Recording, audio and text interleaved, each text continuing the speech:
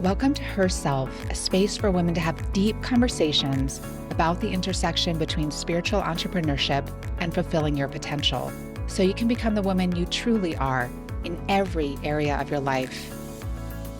After being in business for over 2 decades, I've learned, as you likely have too, that as you grow your business grows you in unexpected, often challenging, yet miraculous ways.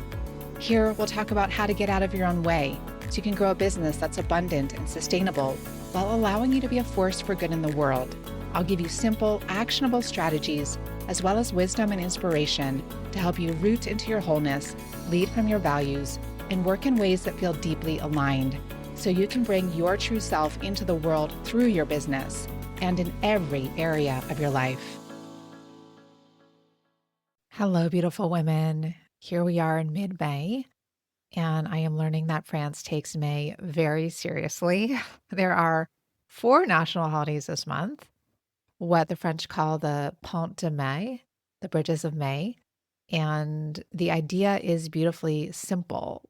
If a holiday falls on a Thursday, you take Friday off too, bridging your way to a long weekend. And that's what's happening here this week. It's practical, it's elegant, and it's deeply, wonderfully French. And living here in Bordeaux now for almost 9 months, which is kind of hard to believe, but also not hard to believe at a certain level. One of the things that I feel most inspired by and honestly most relieved by is that work is simply one piece of life. And it's actually one of the reasons why I wanted to move here.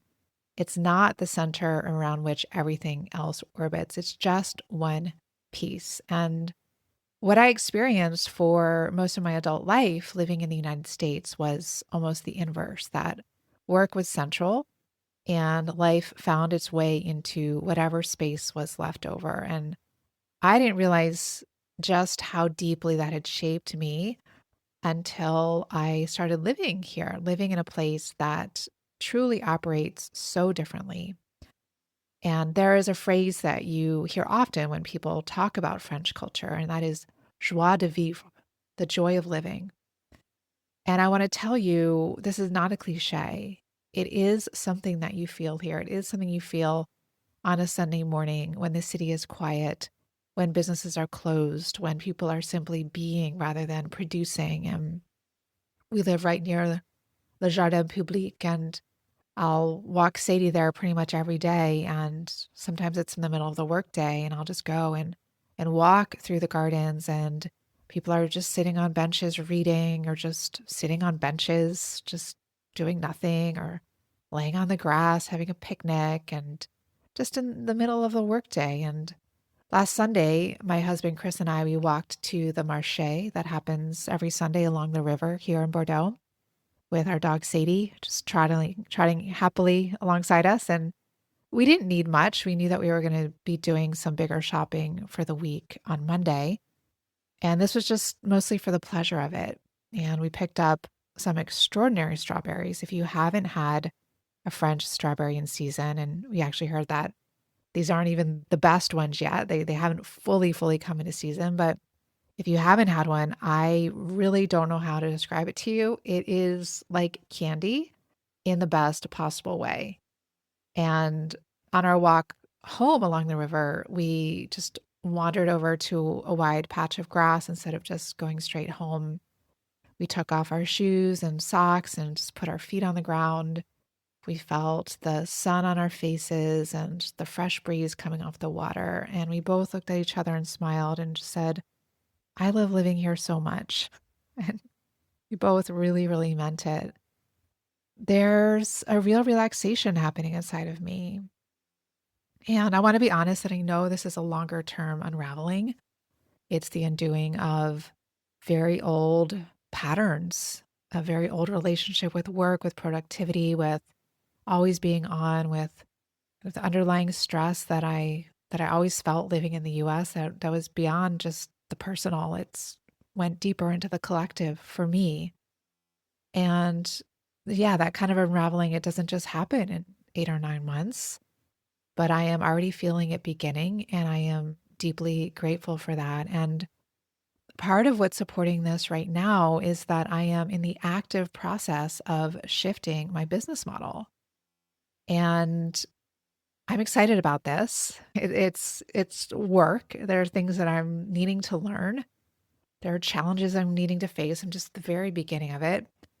But I've come to see that the model that I've been working with for many, many years is not congruent with the life that I am building here, with this life centered around joie de vivre. So I hired support to help me with this. And this month, I just began working with a new business coach, someone I've been wanting to work with for a couple of years. And it's already been profoundly supportive to have another pair of eyes on my work, to be seen by someone who can challenge me, who can help me identify where I'm playing small, and also to point out where there is room for me to grow in ways that feel true to the direction that I'm heading in and things that I hadn't done before. And I'm turning 50 in a year and a half. So I'm really thinking very carefully and joyfully about how I want to move into my new decade, how I want to spend my new decade, what I want to create, what I want my daily life to look and feel like. And one of the things that I've shifted this year already in terms of my business model is, and I talked about it in the last episode, is that I moved over to Substack and I am making that my primary platform. And this is bringing me a lot of joy. And yes, there's a learning curve. Yes, I have been learning a lot. And yes, this is part of what I'm dialoguing with my coach about. But I've just been connecting with many wonderful people, some whom I've known for many years and many whom I'm just meeting for the first time. If you are not yet on Substack, I warmly invite you to come over and check it out. I am at sarahavancstover.substack.com. I'll put the link in the show notes. I did my first Substack live last week, which was a lot of fun, with one of my very first girlfriends here in France, who's a fellow American entrepreneur who made this move to France with her husband about a year and a half ago. The replay is up there if you want to watch. And this fall, I am shifting what I'm leading in terms of retreats. And I'm offering 2 in-person retreats that I'd love for you to consider joining me for, either or both of them. The first one is called The French Art of Slow Living, a joie de vivre retreat. This is a weekend experience from October 30th through November 1st at Kripalu in the Berkshire Mountains of Western Massachusetts. And this retreat is designed to support you in exploring how to truly slow down, live intentionally, and center joy in your life and work. And I'm going to be bringing in some of the key principles that I have been learning by living here that I am actively integrating into my life and my work. And then immediately following that, from November 1st through November 6th, I am leading the Self-Led Woman Retreat, which blends internal family systems and feminine spiritual leadership with sovereignty at its center. How do we lead from our inner authority in our work and our lives? And links to both of those retreats are in the show notes.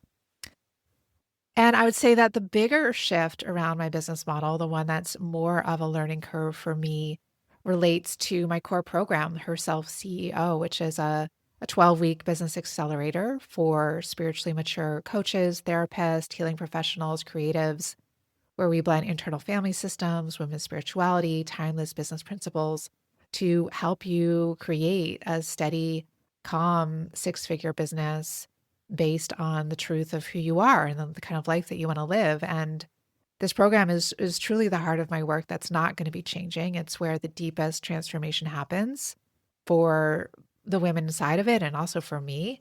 And what is changing is the way that I promote it, the way that I enroll women into it. This business model that I'm shifting into is one that I've been curious about for a long time. I've kind of been circling around it, but I've never fully delved into it. And it actually feels much more congruent with the slower, more intentional life that I am building here. And it feels like exactly the right season to start learning how to implement it. So, like I said, it's definitely a learning curve. I'm genuinely grateful to have my coach walking beside me on this.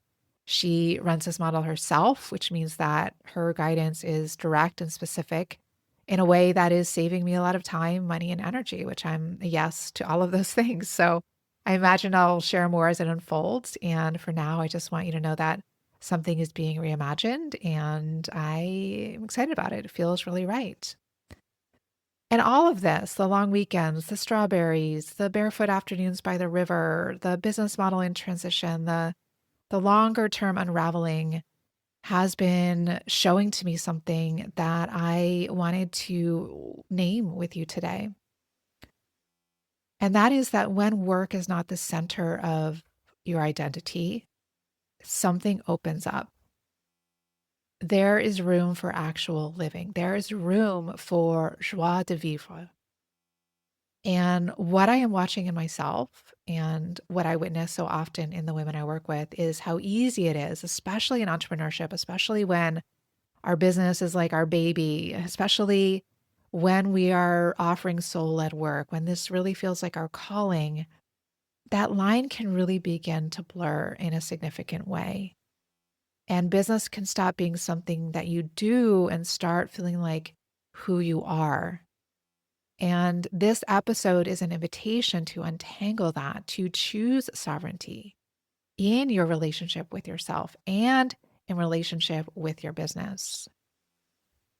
So in internal family systems, we have a word for what happens when a part of us takes over so completely that we lose access to ourself, that we lose access to our inner knowing, to our inner authority. And in IFS, we call this blending. So what I want to offer is that it is possible to not only blend with our inner parts, but to also blend with our business. And when we are blended with our business, we could say we're in more of a codependent relationship with it. Our identity becomes fused with our work. There are signs, and I want to name a few of them gently, not as a diagnosis, but as a mirror. So the first sign is that your mood tracks your metrics. So just like in a codependent relationship with another human being, if they're not doing well, then that means that you're not doing well. There's a fusion there, there's a blending there, and the same can happen in your business. So a good week of sales, strong engagement, a new client signing on, you will feel expansive, worthy, lit up. And then there's a quiet week, there's a launch that doesn't land, there's a client who doesn't renew, and something in you deflates, sometimes significantly. Your business has become what I like to call your emotional weather system, where you don't just have a slow week, you are a slow week. The performance of your business and the state of your inner world have become, for all practical purposes, the same thing. And when that is the case, you are not leading your business is leading you. So the second sign that you have fused with your business or that you have a codependent relationship with your business is that rest feels unsafe or like something that must be earned. So same in a codependent relationship, it's like you might always feel like you're walking on eggshells, that you always need to be feeling into what someone else needs. It's not about you, it's about them. You're abdicating your own needs for theirs. And you know this feeling, right? Your business has needs, and still you take a day off. And as a result, there's this low hum of anxiety underneath it. You feel a pull towards checking the email, toward doing something, toward just justifying the stillness, or just knowing that there are things coming in or things happening that might need you. And so you tell yourself that you'll rest after the launch, you'll rest after the program ends, after the year wraps, but the after never quite arrives because there's always something that your business needs. And this is your nervous system becoming conditioned to urgency. When productivity becomes a primary way that we regulate ourselves, the way that we feel okay, that we feel safe, that we feel worthy by doing things, by checking things off the list, then stopping genuinely, it does feel threatening. Not metaphorically, like in the body, it feels unsafe. And I say this with tenderness because I have lived this too. And it's taken time to untangle that. And I go through different seasons of it. You know, if I have a really kind of on time where I'm needing to be engaged a lot, it can be hard to switch off the off switch. But it is possible and it does take practice. And this is also where it comes into the business models that we have and how can we have business models that support us to not be on all the time. So the third sign is perhaps the most important, and that is that you don't quite know who you are outside of your work. And in a codependent relationship with another human being, you don't know who you are without that relationship. You feel lost without it. So take away the title, the offerings, the expertise, the identity of being a coach or a healer or an entrepreneur, and what remains? This is not a comfortable question. And the discomfort itself is information. So if our sense of self rests almost entirely on what we produce and who we serve, we have outsourced our worth to something that will always fluctuate. And that is a deeply unstable place to live from.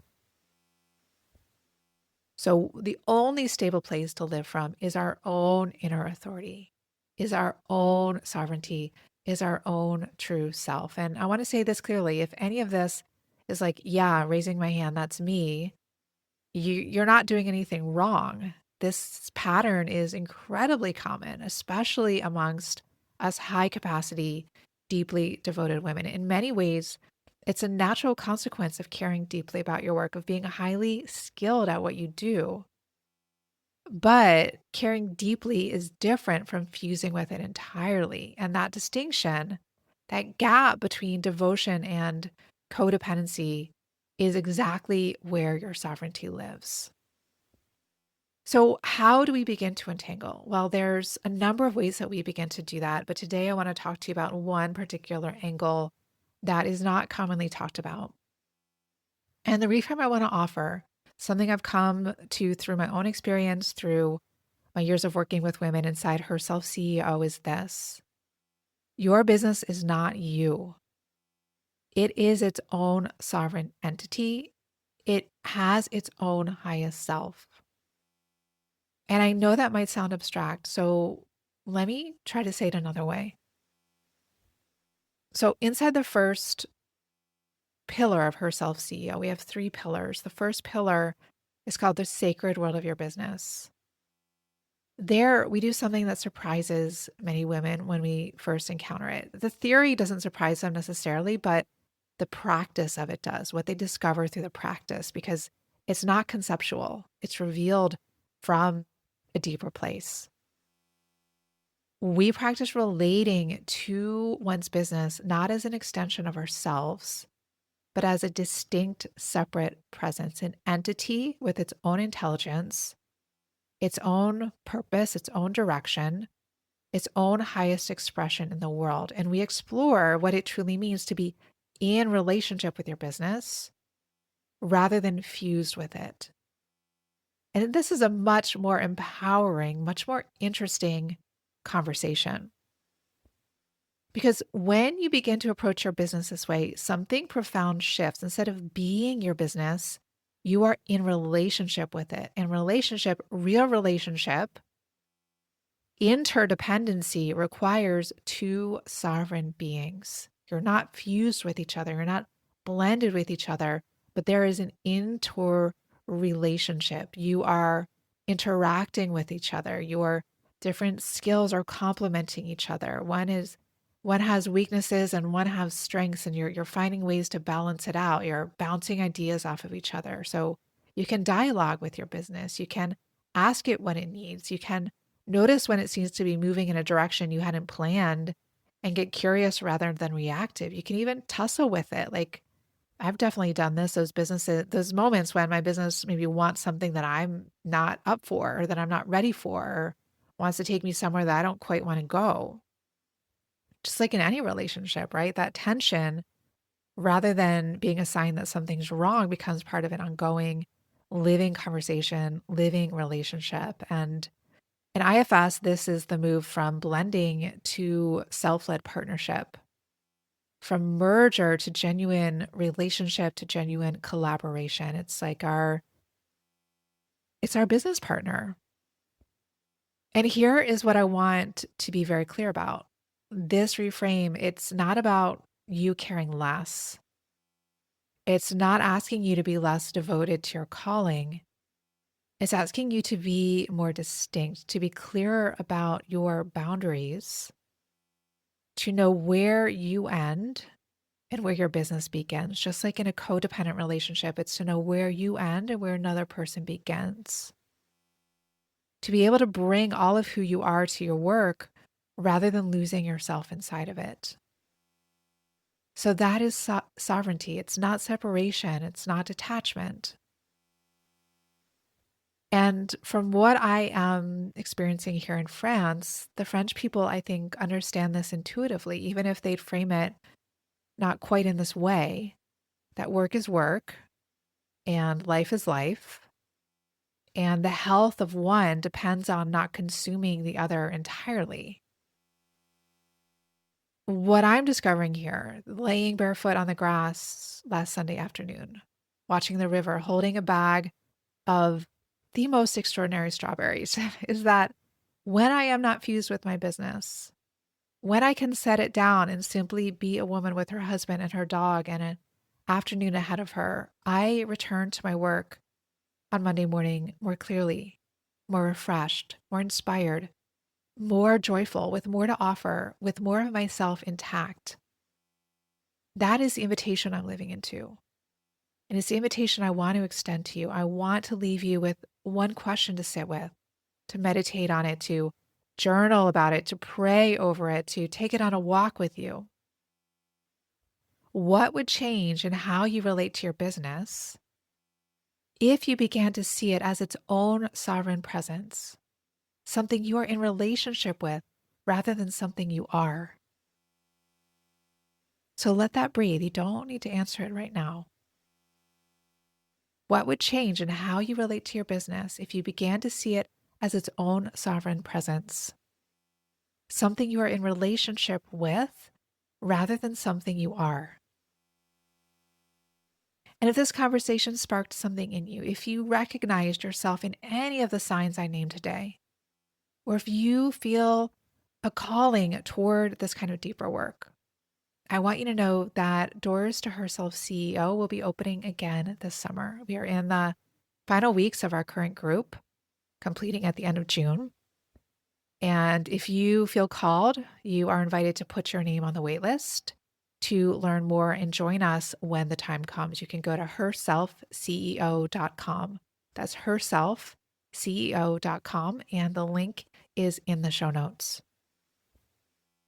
Thank you for being here with me today, whether you've been listening for years or you're just finding your way to this conversation for the very first time. As always, I'm so glad that you're here.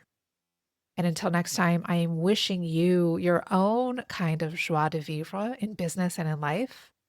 And I'm sending you my heartfelt support from Bordeaux.